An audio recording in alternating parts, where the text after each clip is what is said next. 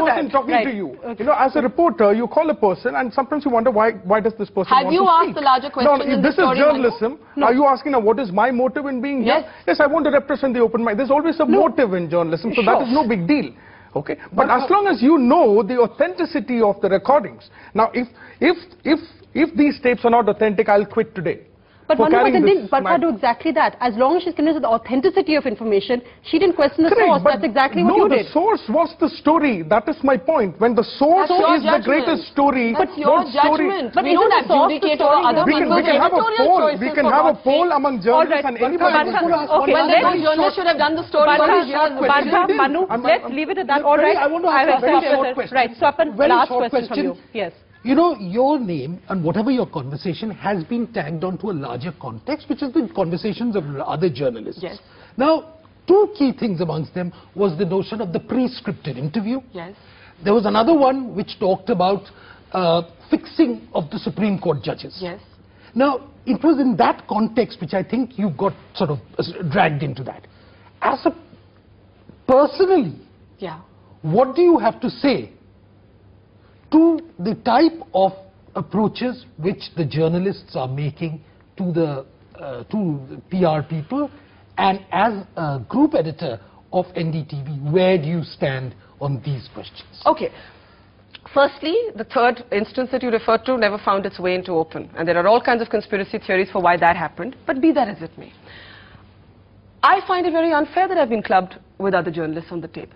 I find it very unfair that there are so many people whose conversations have been uploaded on the Outlook website, very, very senior editors.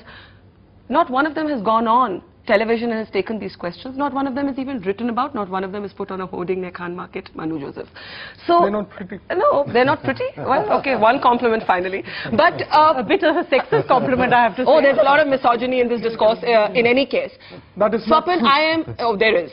That's your interpretation. I'm sorry. Which bit is you can't accuse me of misogyny on national TV and get away with it. Swapan. Okay. I think there are serious issues that arise for a larger ethical debate in journalism that spring from some of these conversations. I believe my conversation was at best a misjudgment.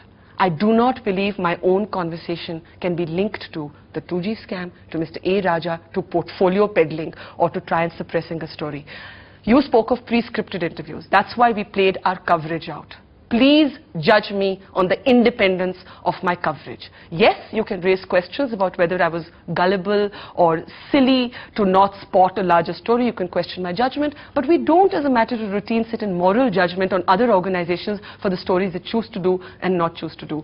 So I think if this is going to be an honest debate, I should not be made to answer for everybody else. I think we have to leave it at that because we are out of time. I know this could go on and on, but this was an attempt really to address issues voiced by these editors, which many of you have asked. I mean, it's impossible to answer each one of them personally, but we hope this will bring some transparency and some clarity to the debate. Thanks so much for watching this, and thank you all very much for agreeing to join us on this. Thank you, Barkha. Goodbye.